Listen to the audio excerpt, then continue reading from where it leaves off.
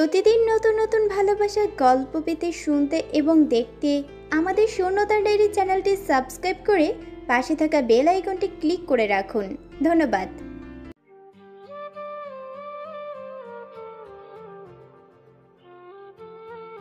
সবার বিপদে পাশে থাকা রাইমার সবচেয়ে বড় কাজ। প্রতিবেশী বলি আর সমাজের কথা বলি, সবার বিপদে সবার আগে রাইমাকেই দেখা যায়। আর এই জন্য সবাই রাইমাকে অনেক ভালোবাসে। আর নীল সবে ছোট্ট, পড়াশোনায় মোটামুটি বোনের আদরে বলতে পারেন বাদর হচ্ছে। নীল তার বোন রাইমাকে অনেকটা ভালোবাসে, তার কারণ নীল সবসময় তার বোনকে পাশে পায়। নীল কিছু বলা বা চাওয়ার আগেই রাইমা তা হাজির করে দিত। একটা বোনের কাছে এরকমটাই সকলে প্রত্যাশা করে। যার বোন আছে সে জানে ছোট্ট পরিবার নিয়ে বেশ ভালো কাটছে নীলের পরিবারের, কোনো অভাব নেই। আর রামু মিয়াকেও নীলের পরিবারের একজন বলা যায়। সে যদি কাজের লোক, কিন্তু নীলের বাবা তাকে বড় ভাইয়ের মতো সম্মান করত, কখনো কষ্ট দিয়ে কথা বলেনি। নীলের পরিবার বলতে রামু মিয়া পাগল। অনেক তো হলো, এবার ফেরা যাক গল্পে। নীলের বোন রাইমা কলেজ থেকে বাসায় ফিরছিল, তখন আসার পথে মাঝ রাস্তায় লক্ষ্য করে একটা মেয়ে এলোমেলোভাবে হেঁটে যাচ্ছে। দেখে মনে হচ্ছে মেয়েটির কোনো হুঁশ নেই। মেয়েটাকে দেখে রাইমার চিনতে দেরি হয় না। মেয়েটা রাইমাদের পার্শ্ববর্তী প্রতিবেশী, আর মেয়েটিকে ভালো করেই চেনে রাইমা, কেননা মেয়েটির বাড়ি রামু মিয়ার বাড়ির কাছে। মেয়েটির নাম জুই। রাইমা জুইকে রাস্তার মাঝ দিয়ে ভাবে হেঁটে যেতে দেখে পেছন থেকে জুইকে ডাকে, কিন্তু জুই রাইমার ডাক শুনে না।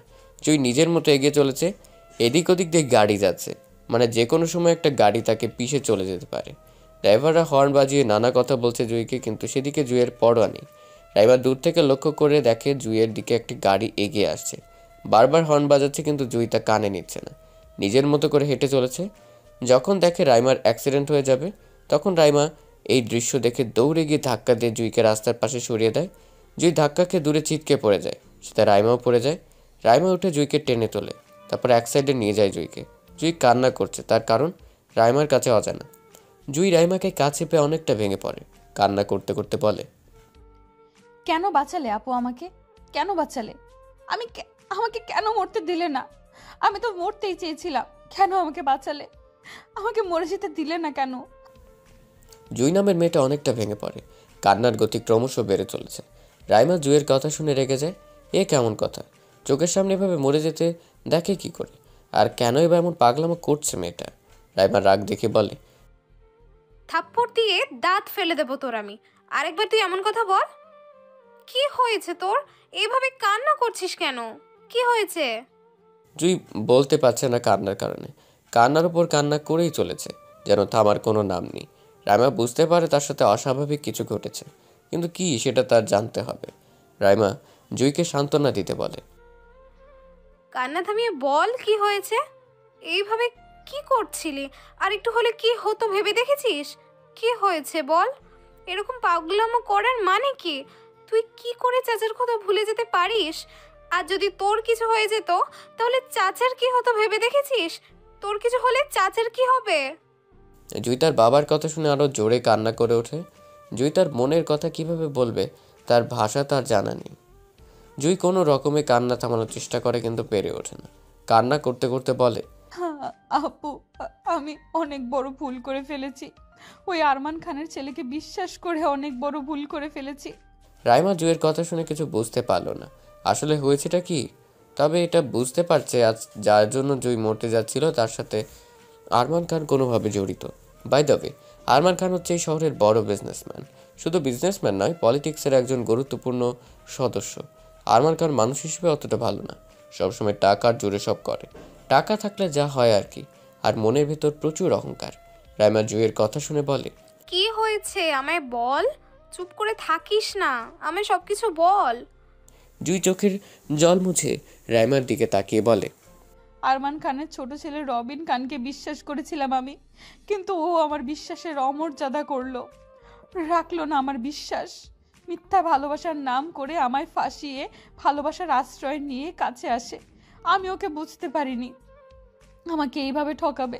যদি জানতাম ও আমায় নিয়ে খেলা করবে, তাহলে আমি ওকে জীবনেও বিশ্বাস করতাম না।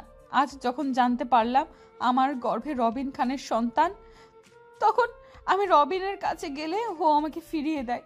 আমি এই কথা জানাতেই সে আমাকে অস্বীকার করে, আমাকে অ্যাবর্শন করাতে বলে, আর বলে তার সাথে আমি যেন কোনো সম্পর্ক রাখার চেষ্টা না করি। এখন আপু, তুমিও বলো। আমি কি নিয়ে বেঁচে থাকবো? কোন মুখে আমি বাবার সামনে যাব? যদি বাবা এই কথা জানতে পারে তাহলে সে সমাজে আর কাউকে মুখ দেখাতে পারবে না। আমি চাই না আমার জন্য আমার বাবার এত বড় ক্ষতি হোক। আমার মরে যাওয়াই উচিত। আমার বেঁচে থাকার কোনো অধিকার নেই। বলেই জুই কান্নায় ভেঙে পড়ে। জুইয়ের মনের ব্যথা রাইমা ঠিক উপলব্ধি করছে। রাইমা জুইকে সামলে নিয়ে বলে, কিছু হবে না, সব আগের মতন হয়ে যাবে, চল আমার সাথে। রাইমার কথা শুনে জুই রাইমার মুখের দিকে তাকায়, তারপর বলে, কোথায়? আরমান খানের বাড়িতে। রাইমা জুইকে নিয়ে আরমান খানের বাড়ির উদ্দেশ্যে রওনা হয়। আর জুইয়ের সাথে যা হয়েছে আর একটা মেয়ের সাথে হওয়ার আগে তাকে আটকাতে হবে। জুইয়ের সাথে যা হয়েছে বাস্তব জীবনে এমন অনেকের সাথে ঘটে থাকে। শুধু ঘটে থাকে না, এখনও ঘটছে। বর্তমানে এরকমটাই বেশি হচ্ছে। মিথ্যে ভালোবাসার নামে আজ অনেক নোংরা কিছু ঘটে। আর জুইয়ের সাথে আজ যা হয়েছে তার জন্য জুই রবিন দুজনেই দায়ী। রবিনের একা দোষ দেওয়া যাবে না। মনে রাখবেন, এক হাতে কখনো তালি বাজে না। আর জুই যদি রবিনকে বিশ্বাস না করতো তাহলে এমনটা হতো না। বলবেন রবিন ছলনা করেছে। দেখুন, জুই এখন তার বাবার কথা ভাবছে, কিন্তু এই ভাবাটা আগে ভাবলে এমনটা হতো না। শুধু একটা কথাই বলবো, আপু এবং ভাইয়েরা সাবধান, এসব থেকে দূরে থাকুন। যদি এতই প্রেম ভালোবাসা থাকে তাহলে বিয়ে করে সব করুন।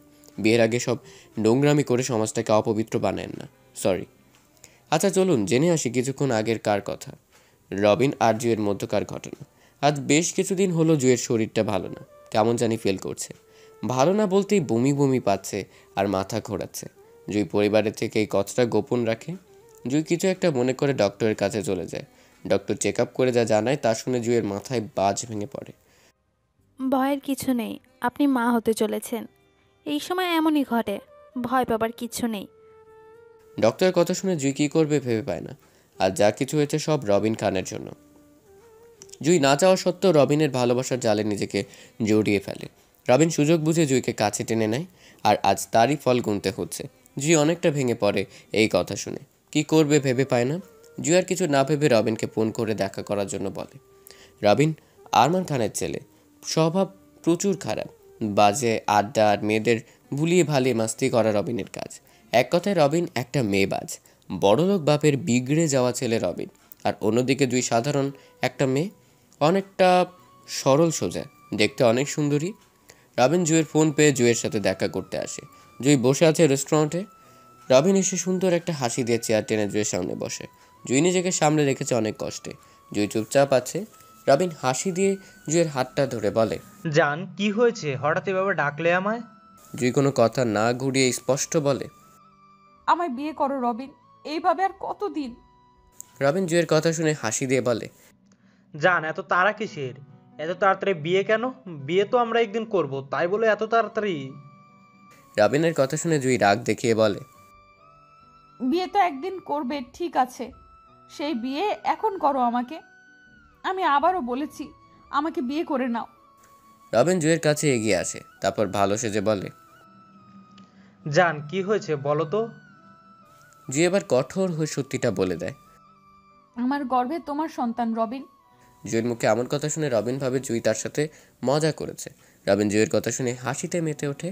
হাসতে হাসতে বলে, তুমিও না যাই বলো, জোকসটা ভালো ছিল। রবিনের হাসি দেখে আর জোকসের কথা শুনে জুই রেগে যায়। রেগে জুই রবিনের কাছ থেকে এক ঝাড়ি দিয়ে হাত ছাড়িয়ে নিয়ে বলে, আমি মজা করছি না রবিন, যেটা সত্য সেটাই বলছি আমি। আমার গর্ভে তোমার সন্তান, এটা সত্য। এই দেখো ডাক্তারের রিপোর্ট। জুই রবিনের সামনে ডক্টরের দেওয়া রিপোর্টটা বের করে দেয়। রবিন রিপোর্টটা পড়ে হতভম্ব হয়ে যায়। কি করবে ভেবে পায় না। জুই রবিনকে এভাবে দেখে বলে, এখনো কিছু হয়নি, চলো আমরা বিয়ে করে নিই, তাহলে সব কিছু ঠিক হয়ে যাবে। জুই কথাটা রবিনের হাত ধরে বলে। জুইয়ের কথা শুনে রবিন জুইয়ের থেকে নিজের হাত ছাড়িয়ে নেয়। জুই অনেকটা অবাক হয় রবিনের আচরণে। জুই কিছু বলার আগে রবিন অন্যদিকে ফিরে তাকিয়ে বলে, অ্যাভয়েশন করিয়ে নাও, আমি এখন এসব কিছুর মধ্যে জড়াতে চাই না। রবিনের কথা শুনে জুই অনেকটা রেগে যায়। কিছু করার আগে এসব ভাবা উচিত ছিল না। জুই রবিনের কলার ধরে রবিনকে নিজের দিকে ঘুরিয়ে নিয়ে বলে, কি বলছো তুমি? তোমার মাথা ঠিক আছে? আমাকে বিয়ে করো, তাহলে তো সব সমস্যার সমাধান হয়ে যায়। আমাকে বিয়ে করতে প্রবলেম কিসের? রবিন জুইয়ের কাছ থেকে নিজেকে আবারও ছাড়িয়ে নিয়ে বলে, আমি এখন বিয়ে করতে চাই না, আমি তোমাকে টাকা দিচ্ছি, গিয়ে অ্যাবর্শন করিয়ে নাও। কেন বলছো এসব? যা হবার হয়েছে, চলো বিয়ে করে নেই প্লিজ। রবিন জুইয়ের কথায় কানপাত করে না। রবিন জুইয়ের কথা শুনে বলে, আমার সাথে এখনই হসপিটালে চলো, চাই না আমার এই বেবি। কেন?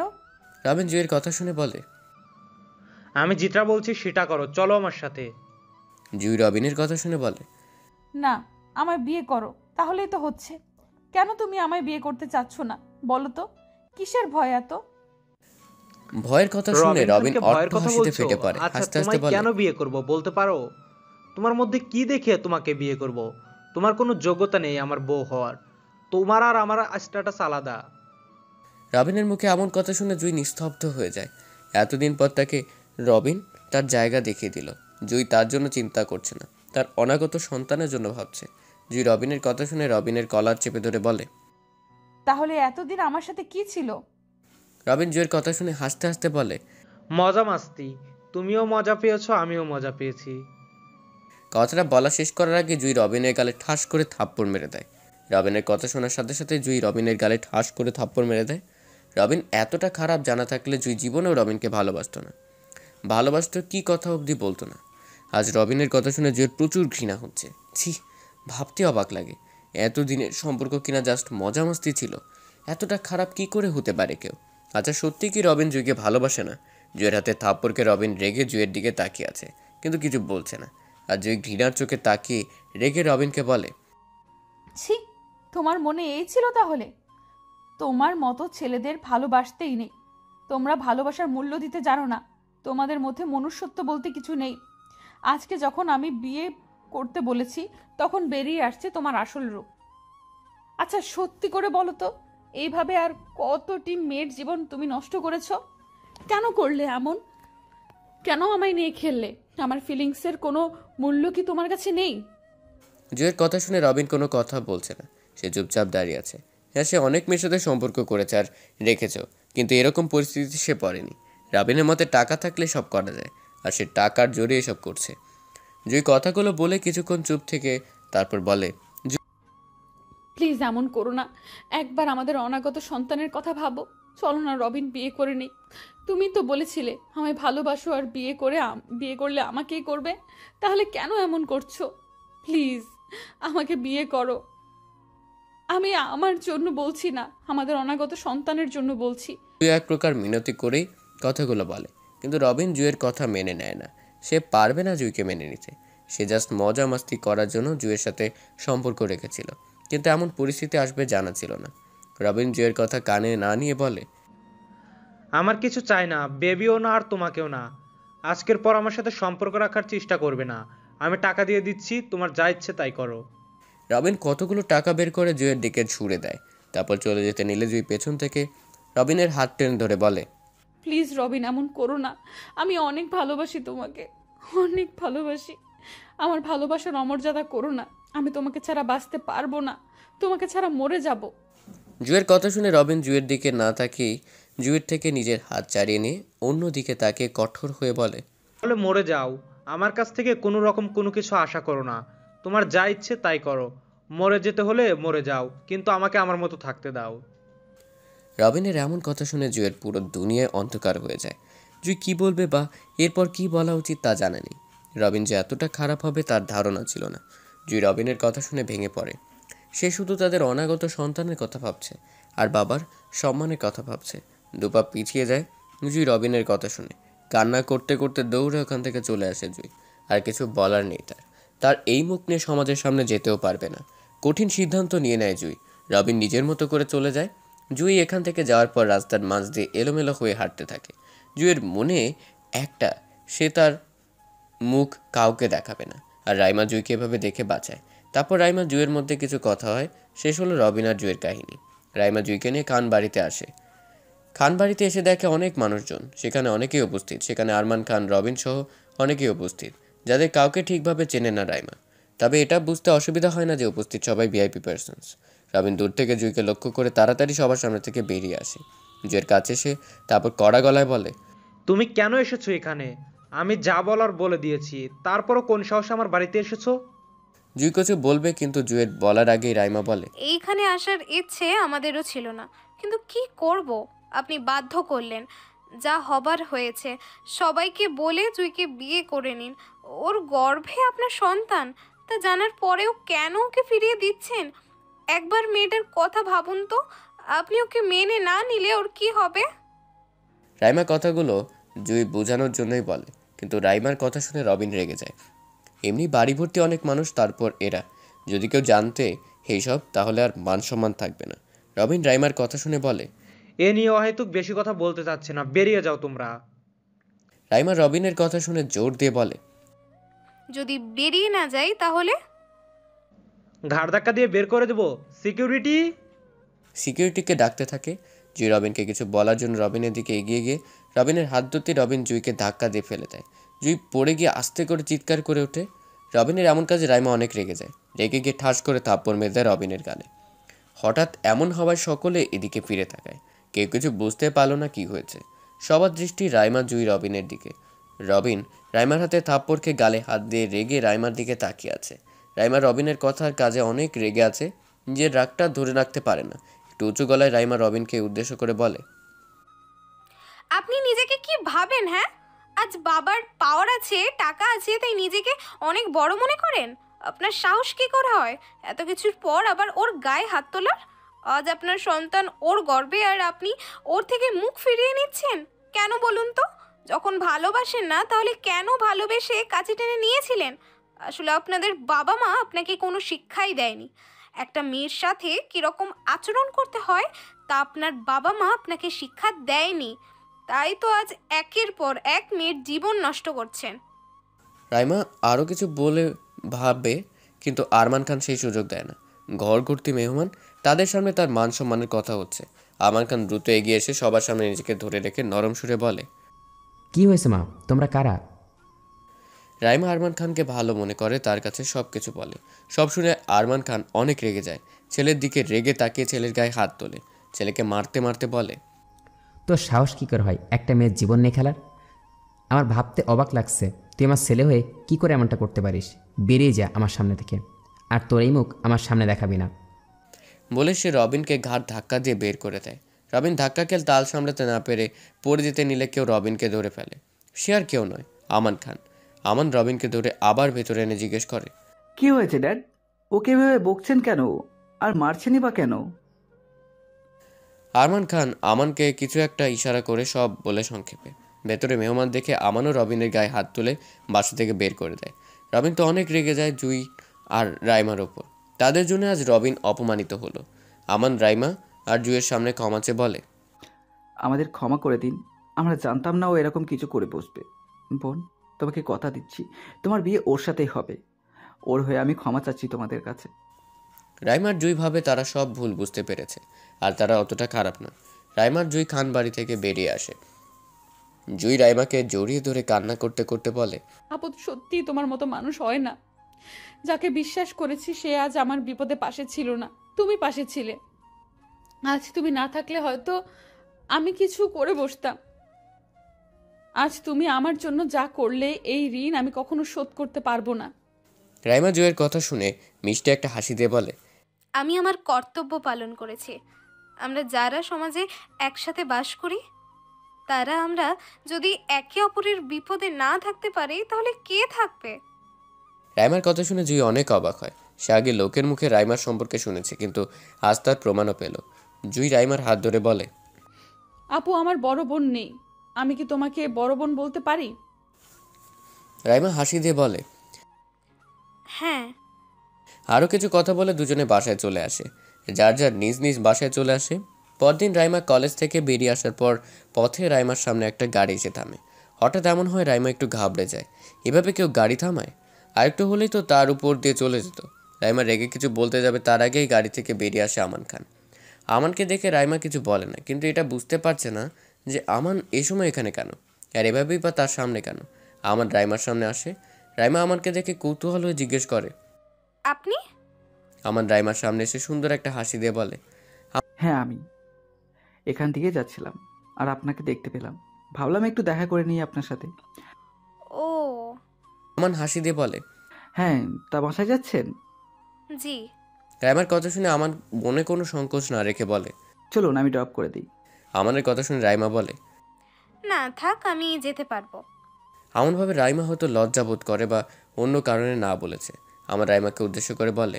না মানে এইদিকে যাব তো, তাই বললাম। আর যেতে যেতে কথা বলতাম। রাইমা আমানের কথা শুনে স্পষ্ট করে বলে দেয়। সরি, আপনি যা বলার এখন এখানেই বলুন, আমার যথেষ্ট সময় আছে। আমান একটু চুপ করে থাকে, তারপর কয়েক মিনিট পর বলে। আচ্ছা জুই, আপনার কি হয়? আমানের এমন প্রশ্নের মানে রাইমা বুঝতে পারে না। রাইমা আমানের কথায় অবাক হয়, বলে। হঠাৎ এই প্রশ্ন? না এমনি। ও, জুই আমার প্রতিবেশী। আমান রাইমার কথায় এমন ভাব ধরে যে মনে হচ্ছে রাইমা অনেক বড় কিছু বলে ফেলেছে। আমান বলে। প্রতিবেশীর জন্য আপনি এত কিছু করলেন, না জানি নিজের পরিবারের জন্য কি করতে পারবেন। ভালো লাগলো, আপনার মতো মেয়ে আর দুটি নেই। ধন্যবাদ। আমার ভাই রবি ছোট, তাই না বুঝে একটা ভুল করে বসেছে। আমার মনে হয় এই বিষয়টা নিয়ে না এগোনোই সব থেকে ভালো হবে। রাইমা আমানের কথার মানে বুঝতে পারল না। আসলে এই কথার মানে সে তাকে কি বোঝাতে চেয়েছে। রাইমা আমানের কথার মানে না বুঝতে পেরে বলে। মানে? মানে এটাই যে যা হবার হয়েছে, জুই আর ওর পরিবারকে আমরা কিছু আর্থিক অনুদান দিয়ে দিই। অযথা বিয়ের কি আছে? যা বলার স্পষ্ট করে বলুন। আমার খান এবার কোনো সংকোচ বোধ না করে বলে। এটাই যে আমার ভাই জুইকে বিয়ে করবার জন্য প্রস্তুত নয়। তাছাড়া জুই কোনো দিক থেকে খানবাড়ির বউ হওয়ার যোগ্যতা রাখে না। আমানের কথা শুনে রাইমা অনেক রেগে যায়। সে কি বলে এত কিছুর পর? তাছাড়া গতকাল না বিয়ে দিবে বলে কথা দিল, এখন পাল্টি নেওয়ার মানে কি? রাইমা আমানের কথায় রেগে বলে। কার কি যোগ্যতা সেটা আপনি কি করে জানবেন মিস্টার খান? আপনার ভাইয়েরও যোগ্যতা নেই কোনো মেয়েকে নিয়ে খেলা করার। আপনার ধারণা মেয়েরা মোমের পুতুল, তাই না? মিস্টার খান, আপনি ভুলে যাবেন না আপনি কথা দিয়েছিলেন যে ওর সাথে আপনার ভাইয়ের বিয়ে দেওয়ার। সেটা ভুলিনি বলেই তো এই কথা বলছি, কিন্তু ভাইয়ের দিকটাও তো ভাবতে হয়। তাছাড়া যা হয়েছে তা একটা দুর্ঘটনা মাত্র। রাইমা আমানের কথা শুনে এবার অনেকটা রেগে যায়। ভাবে কি সে নিজেকে? এত বড় অপরাধকে কিনা দুর্ঘটনা মনে হয় তার। রাইমা রাগে কটমট করে বলে। আপনার কাছে সমস্ত ঘটনাটা দুর্ঘটনা মনে হচ্ছে? আপনার কি ধারণা আছে কোনো? আপনি এসব বললে আমি আপনার কথা মেনে নেব? আর আপনি ভাবলেন কি করে? আমি একটা মেয়ে হয়ে মেয়ের সম্মান আমি রক্ষা করবই। আপনি না চাইলেও এই বিয়েটা হবে। আপনার ভাইকে বিয়ে করতে হবে জুইকে। রাইমার কথা শুনে আমান হাসতে হাসতে রাইমার সামনে এসে বলে। এত ওভার কনফিডেন্স ভালো না। আমি শুধু আপনাকে উপদেশ দিলাম মাত্র, বাকিটা আপনার উপর ডিপেন্ড করে। রাইমা আমানের আর কোনো কথা না শুনে চলে আসে। আমান কিছুক্ষণ দাঁড়িয়ে থেকে চলে যায়। আরমান খান জুইকে কখনোই খান বাড়ির বউ মেনে নিবে না, তাই এত কিছু। রাতে আরমান খান কয়েকজন লোক নিয়ে এসে রাইমার জুইকে সাবধান করে যায়, কিন্তু রাইমা তাদের কথা শুনে না। রাইমা বরং তাদের অপমান করে বের করে দেয়। আর রাইমার বাবাও রাইমাকে পুরোপুরি সাহায্য করে সব কিছুর জন্য। রাইমা যখন বুঝতে পারে রবিন সেধে এসে কখনো জুইকে বিয়ে করবে না, তখন জুইকে নিয়ে পুলিশের কাছে চলে যায়।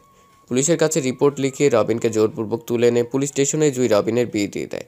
আর সব কাজে রাইমার বাবা রাইমাকে সাহায্য করে। সে সবসময় মেয়েকে সাহায্য করে। আর রাইমার কাজে আরমান খানের সম্মানহানি হয় সমাজে। সে তার সম্মানহানি মেনে নিতে পারে না। মেনে নিতে না পেরে অনেক রেগে যায়। আমানও অনেক রেগে যায়। সব কাজ সম্পূর্ণ করে যখন রাইমারা বাসায় ফিরে আসে, তখনই দলবল নিয়ে এসে আরমান আর আমান খান সাথে করে লোকজন নিয়ে আসে রাইমার পরিবারের উপর নির্মম অত্যাচার করে। রাইমা বরাবরই প্রতিবাদ করে যায়, যেটা আমানের পছন্দ হয় না। আমান রেগে রাইমার উপর জোর করে পশুর মতো অত্যাচার করে। 14 বছর পর নীল এখন আর আগের মতো ছোট নেই, অনেক বড় হয়েছে। আর সেই সাথে প্রতিশোধের নেশায় সাইকো হয়ে উঠেছে। সারা শহরে নীলকে সবাই খারাপ ছেলে বলেই চেনে।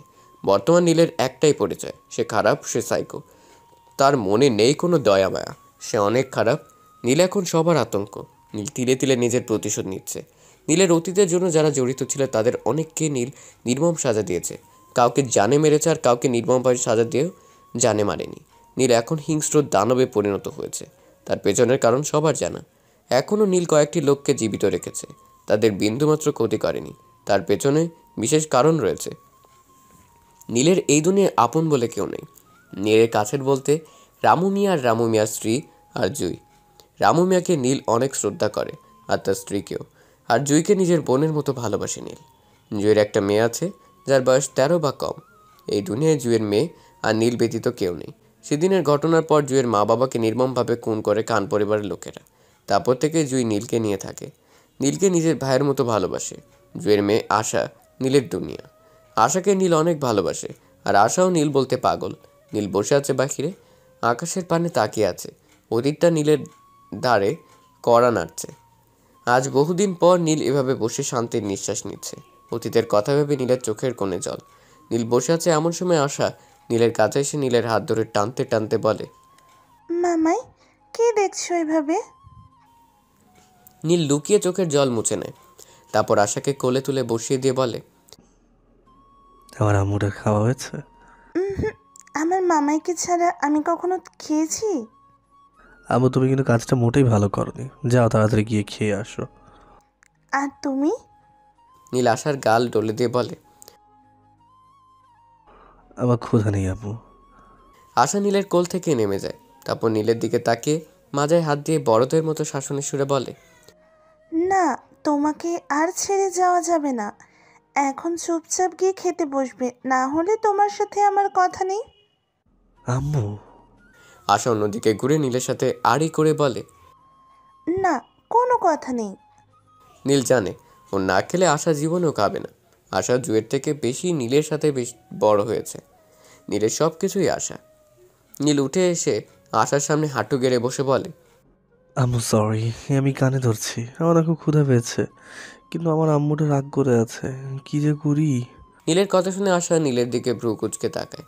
তারপর নীলের হাত ধরে টেনে নিয়ে এসে খাবার টেবিলে বসিয়ে দেয়। জুয়ে সে খাবার সার্ভ করে দিতে দিতে বলে, ভাই, তোমার লাইফে আশা খুব জেদি আর রাগী হয়ে গেছে। আজ স্কুলের ম্যাম আমাকে বলল পড়াশোনায় নাকি একেবারেই মন নেই। নীল আশার দিকে তাকাতে আশা নীলের দিকে তাকিয়ে একটা হাসি দেয়। নীল বলে, আম্মু, এটা কিন্তু একেবারেই ঠিক না। এখন থেকে ভালো করে পড়াশোনা করবে, বুঝেছো?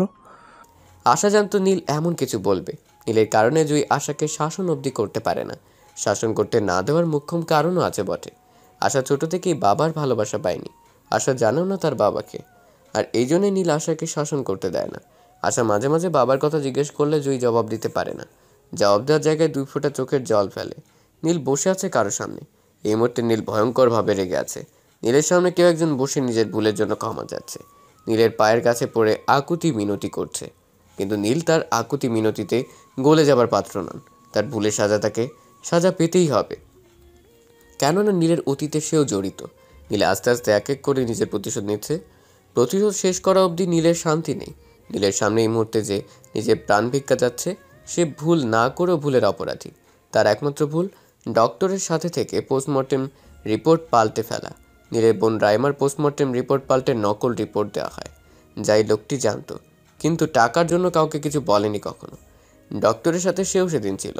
সেদিন টাকার জন্য পুরো রিপোর্ট পাল্টে ফেলে ডক্টরের সাথে থেকে আজ সেই টাকার জন্য নিজের ভুলের মাসুল গুনতে হচ্ছে।